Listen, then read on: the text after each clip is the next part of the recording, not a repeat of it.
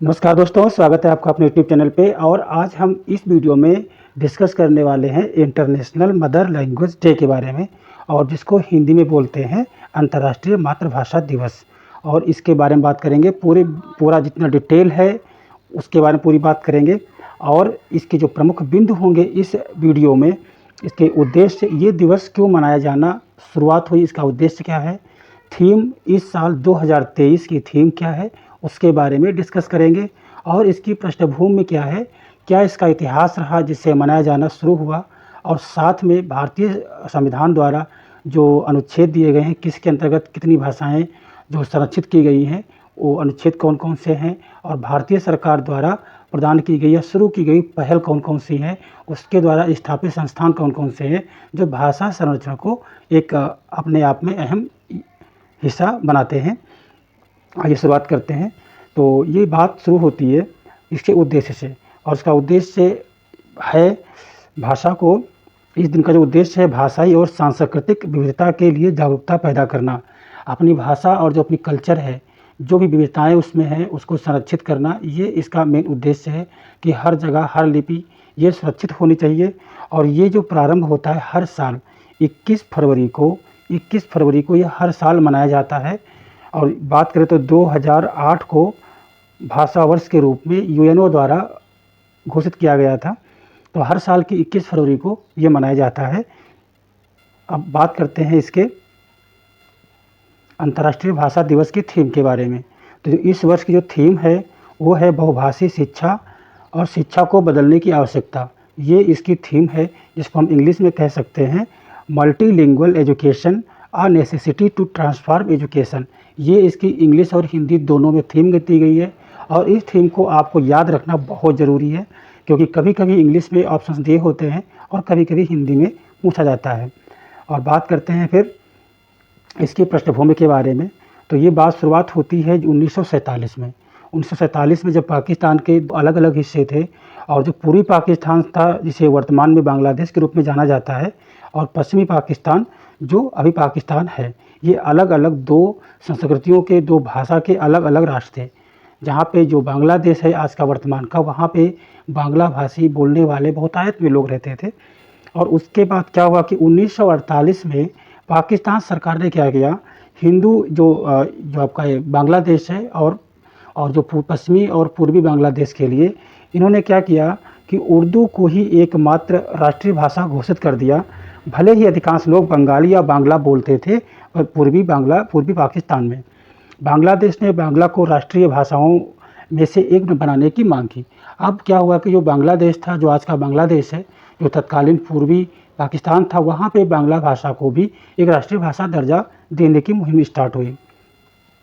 और उसके बाद 21 फरवरी 1952 को पूरे देश में, पूरी पाकिस्तान में एक विरोध हुआ, जहाँ बहुत सारे लोग मारे गए।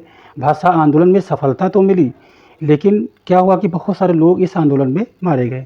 इस दिन उन लोगों को पहचानने के लिए मनाया जाता है। ये उनके जो शहीद हो गए इस भाषा के आंदोलन में, उनकी स्मृति के रूप में इसको मनाया जाता है, जिन्होंने अपनी भाषा, मातृभाषा के लिए संघर्ष किया था। उन लोगों की याद में 21 फरवरी 1952 को जो घटना हुई थी, इसी तिथि को याद करने के लिए 21 फरवरी को ये दिवस मनाया जाता है। और फिर क्या हुआ कि 1955 में बांग्लादेश में पहली बार राष्ट्रीय अवकाश के रूप में इसको घोषित किया गया। एक आंदोलन जो था 1955, ये आंदोलन हुआ 1952 में। फिर 1955 में क्या हुआ कि इसे राष्ट्रीय अवकाश के रूप में इस आंदोलन को घोषित किया गया कि हाँ भाई, ये आज का दिन जो है 21 फरवरी, वो एक राष्ट्रीय अवकाश यहाँ पे दिया जाएगा, और इसे भाषा आंदोलन दिवस एक नाम दिया गया।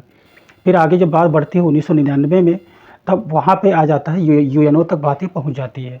उन्होंने अपनी पहली जो उद्घोषणा की, उसमें उन्होंने कहा, बांग्ली भाषा आंदोलन की स्मृति में संयुक्त राष्ट्र ने 21 फरवरी को अंतर्राष्ट्रीय मातृभाषा दिवस के रूप में इसको घोषित कर दिया कि भाई अब जो है 21 फरवरी एक संयुक्त जो आपकी अंतर्राष्ट्रीय मातृभाषा है, इंटरनेशनल लैंग्वेज डे के रूप में मनाया जाएगा। फिर बात होती है 2008 में। तो यूएनओ ने क्या किया कि 2008 को एक अंतर्राष्ट्रीय भाषा वर्ष घोषित किया। तो यहीं से शुरुआत हो जाती है मनाने की, इस दिवस को, एक इंटरनेशनल लैंग्वेज डे के बारे में। अब बात होती है मातृभाषा की रक्षा के लिए भारत की पहल के बारे में। तो पहल के बारे में बात करें तो पहला पॉइंट है कि राष्ट्रीय शिक्षा नीति जो 2020 में अभी बनाई गई, तो इस मातृभाषा के विकास पर सबसे अधिक इसमें ध्यान दिया गया। इसके अगर पहले की हम बात करें तो पहले वैज्ञानिक और तकनीकी शब्दावली आयोग, जिसको CSTT बताया जाता है, और इसमें क्या हुआ था कि क्षेत्रीय भाषा में विश्वविद्यालय स्तर की पुस्तकों के प्रकाशन के लिए प्रकाशन अनुदान प्रदान कर रहा है। इसकी जो स्थापना है 1961 में हुई थी और सभी भारतीय भाषाओं में तकनीक की शब्दावली विकसित करने के लिए की गई थी इसकी।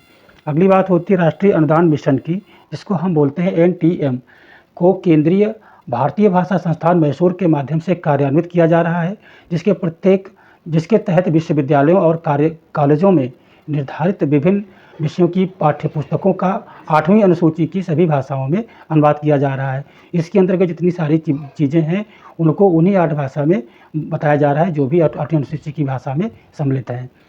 फिर उसके बाद भारत सरकार ने क्या किया कि संकटग्रस्त जो भाषाएं हैं उनके संरक्षण के लिए एक योजना निकाली, जिसमें जितनी भाषाएं जो विलुप्त हो रही थी उनको संरक्षित किया जाए। फिर बात होती है विश्वविद्यालय अनुदान आयोग की, जिसको हम बोलते हैं UGC।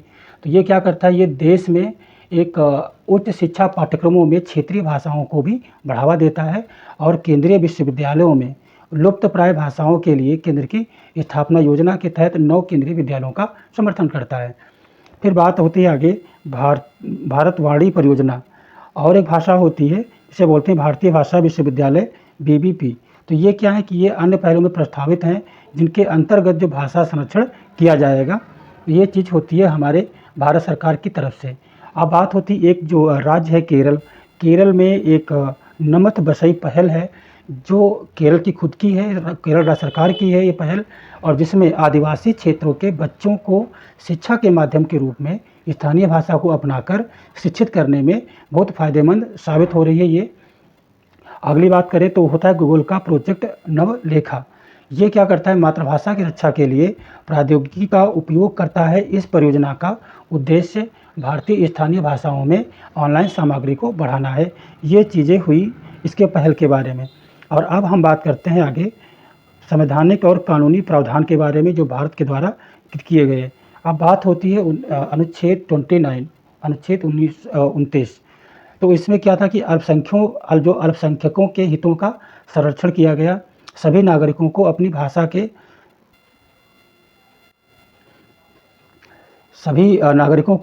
के संरक्षण का अधिकार देता है ये अनुच्छेद, और भाषा के आधार पर भेदभाव पर रोक लगाता है। और जब बात करें अनुच्छेद 120 की, तो इसमें है संसद में उपयोग की जाने वाली भाषा। संसद के लेन देन के लिए हिंदी या अंग्रेजी का उपयोग का प्रावधान करता है, लेकिन संसद के सदस्यों को अपनी मातृभाषा में खुद को अभिव्यक्त करने का अधिकार देता है ये 120। तो 120 हो गया संसद में उपयोग की जाने वाली भाषा, और अनुच्छेद 29 हो गया अल्पसंख्यकों के हितों का संरक्षण।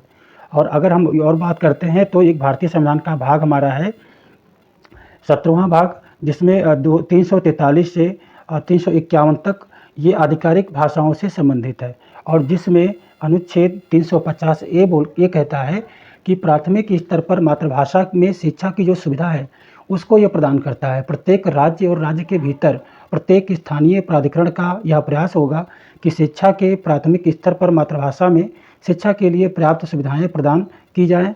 भाषाई अल्पसंख्यक समूहों में संबंधित बच्चों के लिए सारी चीज़ें यहाँ पे होनी चाहिए।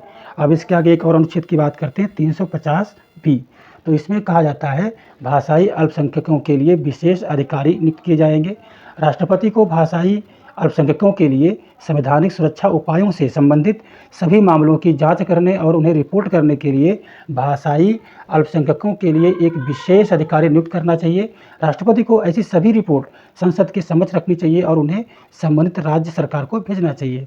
इसके बाद बात होती है 8वीं अनुसूची की। तो आप जानते हैं कि इसमें 8वीं अनुसूची में 22 भाषाओं को मान्यता दी गई है, जिसमें भाषाएं हैं असमिया, बंगाली, गुजराती, हिंदी, कन्नड़, कश्मीरी, कोंकणी, मलयालम, मणिपुरी, मराठी, नेपाली, उड़िया, पंजाबी, संस्कृत, सिंधी, तमिल, तेलुगु, उर्दू, बोडो, संथाली, मैथिली और डोगरी। ये 22 भाषाएं हैं जिनको इसके अंतर्गत संरक्षित किया गया है। अब इसके बाद बात होती है शिक्षा का अधिकार, जिसे RTE बोलते हैं, अधिनियम 2009 है ये। इसमें शिक्षा का माध्यम जहाँ तक संभव हो बच्चे की मातृभाषा में होना चाहिए। ये था भारत सरकार द्वारा किए गए प्रयास। और आज के वीडियो में इतना ही। और अगर आपको इस वीडियो में लगता है कि मेहनत हुई है और आपकी जानकारी के लिए बहुत अच्छा है, तो इस वीडियो की आप सपोर्ट कर सकते हैं लाइक शेयर सब्सक्राइब करके। मिलते हैं अगले वीडियो में एक नए टॉपिक के साथ। तब तक के लिए नमस्कार, वंदे मातरम, जय हिंद।